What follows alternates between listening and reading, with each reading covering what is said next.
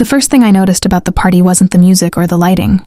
It was how carefully everything had been arranged to look effortless. Crystal glasses, soft gold accents, people laughing just a little too loudly. My father moved through it all like he owned not just the house, but the air itself. Maybe he did. I stood near the bar in a pressed uniform that felt heavier than it should have. Not because of the fabric, because of what it represented and who was looking at it. He noticed me eventually. His eyes dropped to the patch on my sleeve, then to the tray in my hand. There was a pause, small enough that no one else would have caught it. "Glorified medic," he said, not loudly but not privately either. "Just serve drinks." A couple of his guests smiled in that polite, uncertain way. People do when they're not sure if something is a joke. I didn't respond.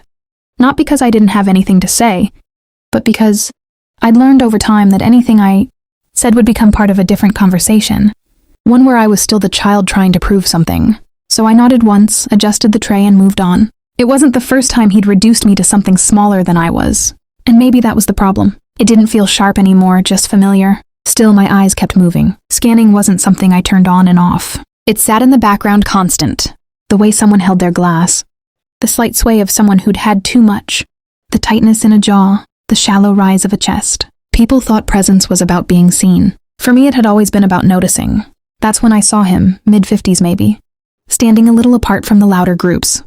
His hand was at his collar, fingers pressing lightly like he was adjusting something that wouldn't settle. I slowed just slightly. His breathing didn't match the room. Too shallow, too fast. His shoulders lifted higher with each inhale like he was working for it. I stepped closer, offering a glass out of habit more than intention. He didn't take it. For a second our eyes met. There was something there, not panic exactly, but awareness, like he knew something wasn't right, but hadn't decided what to do about it yet. "Sir," I said quietly, "are you feeling okay?" He opened his mouth to answer. He never got the chance. It happened fast, the way these things usually do. 1 second he was upright. The next his body gave into gravity like a switch had been flipped. The glass in my hand hit the floor. I didn't hear it break. The room reacted the way rooms like this do, with confusion first, then noise. Someone gasped. Someone else laughed nervously like it might still be part of the evening. I was already moving, down on one knee, then both, checking responsiveness. No reaction, airway, breathing, nothing. There's a moment right there where everything else falls away. It's not dramatic. It's not loud. It's just clear. I tilted his head back, started compressions, counted under my breath, steady, controlled. "Call emergency services," I said, not looking up. "Now." There was hesitation, not defiance. Just the kind of delay that comes from people not expecting to be needed. "Now," I repeated sharper this time. Footsteps scattered. I was aware of the crowd forming, but only distantly. Faces leaning in, pulling back. The music had stopped at some point. I didn't look for my father. He wasn't relevant here. What mattered was the rhythm, the depth, the timing. 30 compressions, breath. Again. Somewhere behind me a voice cut through the noise. Clear space. Let them work. It wasn't loud. It didn't need to be. There's a difference between authority that's performed and authority that's lived. This was the second kind. I didn't turn, but I felt the shift. People moved. The air changed. "Good form," the voice said, closer now, measured, observant. I glanced up briefly. 4 stars on his shoulders, older, composed, watching everything without urgency, but with complete attention. A 4-star general. Our eyes met for half a second. He gave a small nod. Then he said it. Listen to them. Not to the room, not to anyone in particular. Just said it. It landed differently than anything else that had been said that night. Not because it was loud or dramatic, but because it was simple, final. There was no debate in it. No room for interpretation. I went back to the rhythm. Time stretched in that strange way it does in emergencies. Seconds folding into each other. Movement becoming mechanical, precise. Then a breath, small, uneven, but there. I paused just long enough to reassess. Another breath followed, stronger this time.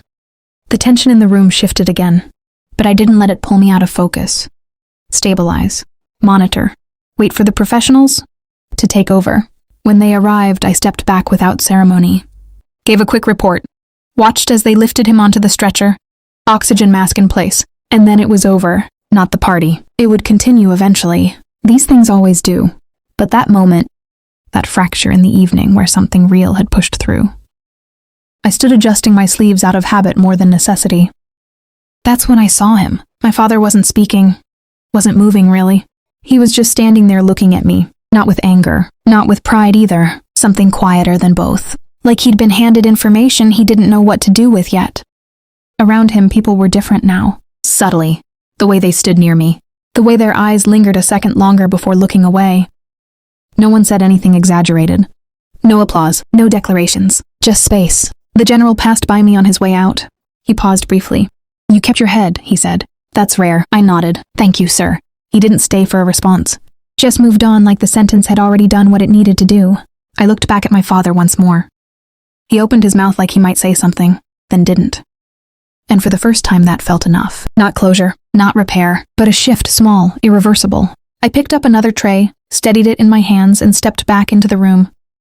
Not as decoration, not as something diminished, just as myself.